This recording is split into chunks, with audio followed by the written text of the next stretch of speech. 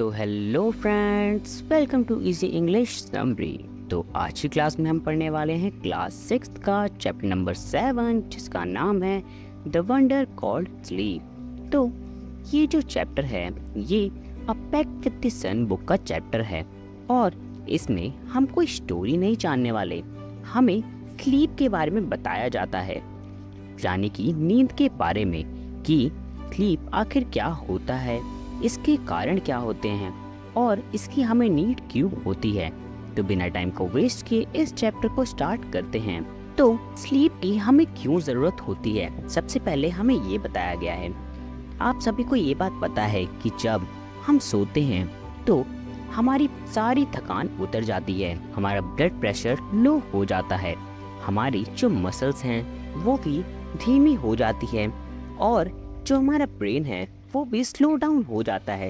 इसकी वजह से ओवरऑल हमारी पूरी बॉडी रिलैक्स मोड में चली जाती है। हमारा जो माइंड है उस टाइम पर सपने देख रहा होता है जो कि ज़्यादातर हमें याद नहीं रहते, और जब हम सुबह उठते हैं तो उस टाइम पे हमें बिल्कुल तरोताज़ा फील होता है।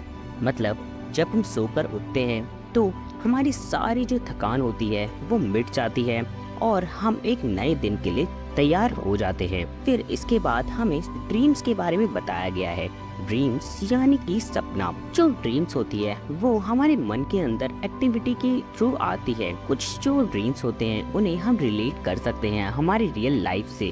कुछ ड्रीम्स हमें याद रहते हैं और वो हमारी रियल लाइफ से कनेक्टेड होते हैं, और कुछ जो ड्रीम्स होते हैं वो बिल्कुल ही अलग होते हैं, उनका रियलिटी से कोई भी लेना देना नहीं होता।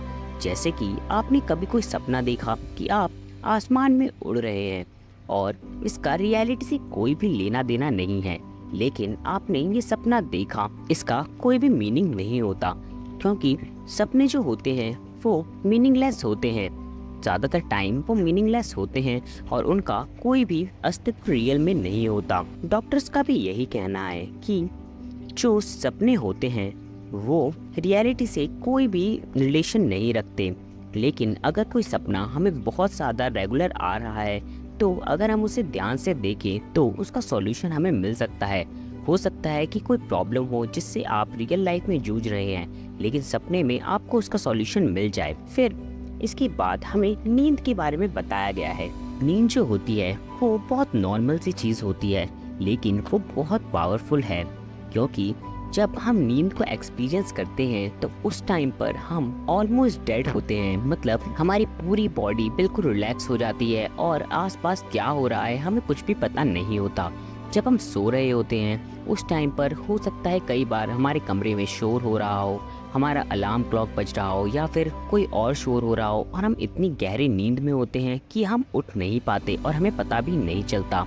इसके लिए हम अलार्म लगाते हैं और कोई आकर हमें उठाता है, तब हम उस नींद से बाहर आते हैं। मतलब वो जो डेडली स्टेट होता है जिसमें ऑलमोस्ट हम डेड होते हैं, हमारी बॉडी मूव नहीं कर रही होती, उससे हम बाहर आते हैं। तो स्लीप को लेकर ही जो कई सारे पोएट्स हैं उन्होंने पोएम भी लिखी है, जिसमें से एक पोएम जो कि एडवर्ड थॉमस के थ्रू लिखी गई है, लाइट्स आउट, वो हम अभी पढ़ने वाले हैं। I have come to the borders of sleep, the unforgettable deep forest where all must lose their ways, however straight or winding, soon or late they cannot choose। तो इस पोयम में जो फर्स्ट स्टैंजा है उसमें poet कहते हैं कि हम सभी जब सोते हैं तो हम एक बहुत डीप फॉरेस्ट में खो जाते हैं जहाँ पर अंधेरा ही अंधेरा होता है, और इससे कोई फर्क नहीं पड़ता कि वहाँ पर हम कौन सा रास्ता चुने, क्योंकि वहाँ हमें खोना ही है। क्योंकि हम वहाँ पर कोई भी ऐसा रास्ता नहीं चुन सकते जो कि हम खुद से चुने, क्योंकि वहाँ पर सभी रास्ते एक तरह के दिखते हैं और हम चूज नहीं कर सकते कि कौन सा रास्ता सही है। इसीलिए हर कोई वहाँ पर खो जाता है। There is not any book or face of dearest look that I would not turn from now to go into the unknown। I must enter and leave alone। I know not how। फिर वो कहते हैं यहाँ पर कोई भी ऐसी book नहीं है जो कि हमें बता सके कि वहाँ पर कौन से रास्तों पर जाना है, और वहाँ पर कोई भी यू टर्न भी नहीं है और वहाँ कोई भी हमारे जान पहचान का भी नहीं है। वहाँ हमें सोने के बाद एंटर करना ही पड़ता है और वहाँ हमें अकेले रहना ही पड़ता है और वहीं पर हम अपनी बॉडी को आराम भी देते हैं क्योंकि वहाँ हम अकेले होते हैं और हम वहाँ कुछ अलग ही एक्सपीरियंस करते हैं। तो ये जो पोयम थी इसमें यही हमें बताया गया है।